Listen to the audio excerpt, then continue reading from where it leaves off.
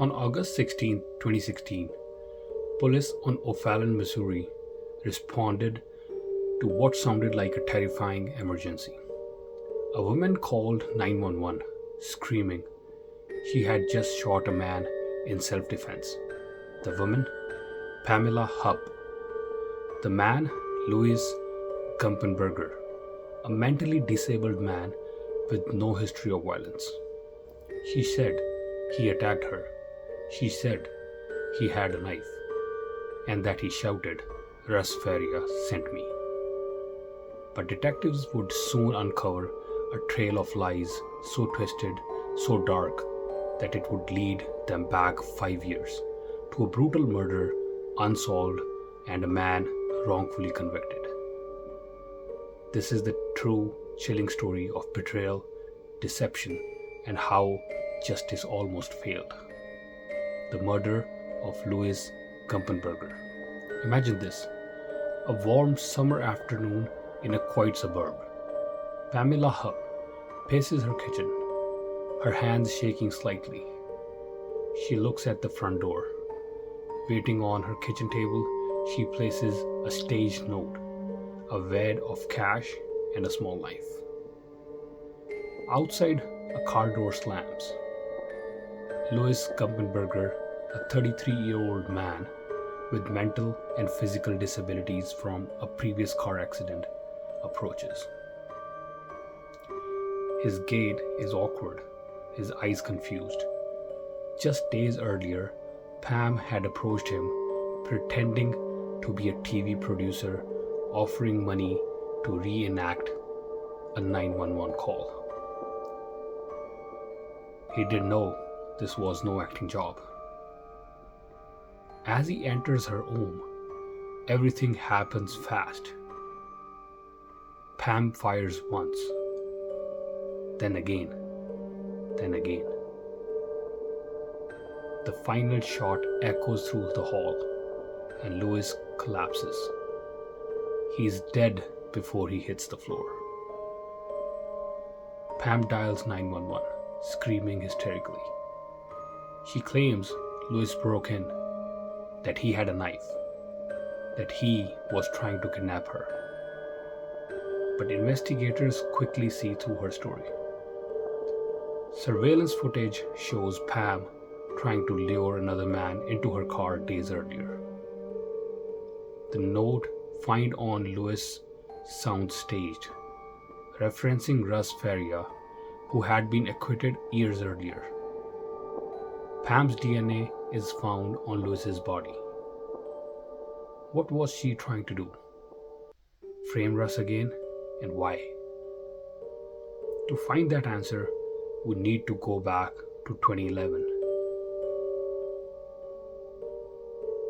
The murder of Betsy Faria. December 27, 2011, Troy, Missouri. Russ Faria returns home after a game night with friends. It's dark, cold, the holidays have just passed, but nothing could have prepared him for what was waiting inside. He opens the door. The house is quiet. "Betsy," he calls. Silence. And then he sees her. Betsy Faria is lying on the living room floor in a pool of blood. She has been stabbed 55 times. A knife is still locked in her neck. Blood spatters stain the walls, the couch, the carpet. Russ drops to his knees, sobbing, calling 911 and yelling she killed herself. It made no sense. Betsy was battling cancer, but she wasn't suicidal. The crime scene was brutal, not the work of someone trying to end their own pain, but someone else's rage. So who killed Betsy? The police focus on Russ, despite his rock-solid alibi, despite 4 friends vouching for his whereabouts during the time of the murder. They said he had a motive, a life insurance policy. But here's the twist. Just 4 days earlier, Betsy had changed her beneficiary, not to her husband, but to her friend, Pam Hupp. How Pam framed Russ. Pam was the last person to see Betsy live. She had insisted on driving her home from chemotherapy that night, even rearranging plans to make sure she did. But in the days that followed, Pam's story kept shifting. She said she didn't go inside Betsy's house, then said she did. She said Betsy was fine, then later that she seemed depressed.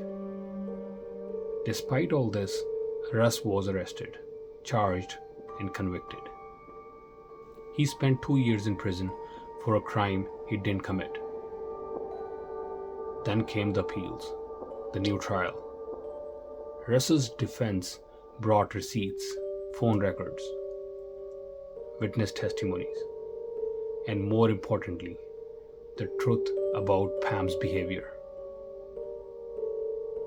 Russ was finally acquitted, but the question remained, if not Russ, who? The unraveling. By 2016, suspicion had turned fully on Pam, and under pressure, she snapped.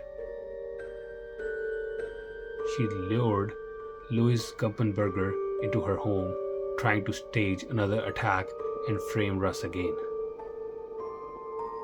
But this time, the web didn't hold. Pam was arrested. She pleaded an Elford plea in Louis's murder, not admitting guilt, but accepting life in prison without parole. Then in 2021, the moment everybody was waiting for. Pam was charged with 2011 murder of Betsy Faria. The ending. Today Pam Hupp sits behind the bars. She has yet to face trials for Betsy's murder, but the evidence is mounting.